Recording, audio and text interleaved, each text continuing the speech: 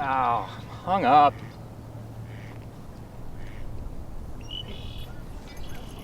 Whoa!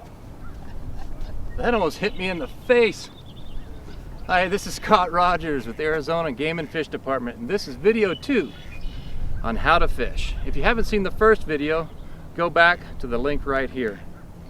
Today, we're going to talk about safety and how to set up that new equipment you just bought. So stay with us.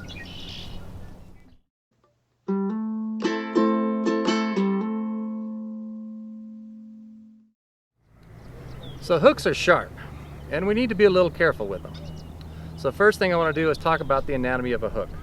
This is a demonstration hook. If you catch a fish with a hook this size in Arizona, let me know, because we don't want that species in the state. So on the top you've got an eye. That's where you put the line, and then a knot is tied to attach it to your line. Down here is the shank, and then the bend. This is the barb, and this is the point. The point is the sharp part. Now the way that a hook works in fishing is you put bait on here, and when the fish comes up to grab it, it gets stuck in their jaw, okay? So this has to be sharp. Now one of the things you might want to do if you're beginning, or especially if you're dealing with kid, is take off the barb.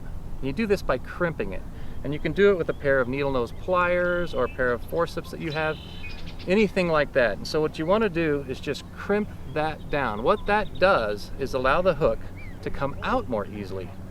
That barb is designed to hold bait on, and it's also designed to hold it in the fish's lip. And so it slips through this way, but it's hard to back out. So if you crimp that and somebody gets it in your sweater or your ear, it comes out much easier. Now, the way most people get hooked is with unstowed line when they're not paying attention, or when it is stowed and they grab the hook, or most importantly, when they're hung up and they want that lure back because they paid money for it, and they tug real hard and it comes right in their face. So the number one rule for safety: wear your sunglasses or clear glasses if it's night. So now I'm going to show you how to put your fishing equipment together. Now your rod and your reel may come in separate pieces, so let's talk about how to put them together.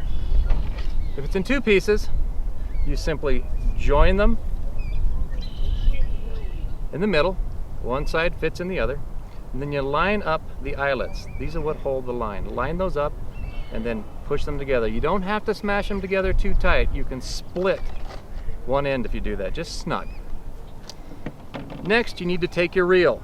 Now, if the line isn't coming out of the front of the reel, you have to go in and find it. And the way you do that is by unscrewing the front of the cover and finding the end of the line. Once you find the end of the line, it goes through the hole in the front of the cover, and screw that back on. It snaps down and then screws if you can find that spot. There it is, it's on. Next, it has to go in the reel seat. The reel seat is this spot right here on the rod. So that's the front of your rod. The line comes out of the front of your reel. Line them up and place them in the reel seat. Once you have them placed in the reel seat, screw it down snugly. Now the next step, you have to get the line through the eyelets. These are these little holes that run the length of your rod. So on these spin casting reels, you push the button down and let it go, and then the line should come out freely. And then run it through the eyelets all the way down through the tip of the rod. Try not to miss any, because if you miss one, you're going to have troubles later when you're trying to cast.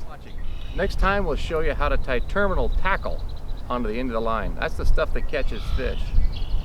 Now keep on sending suggestions for videos to make to Hunt and Fish at azgfd.gov, and thanks for watching.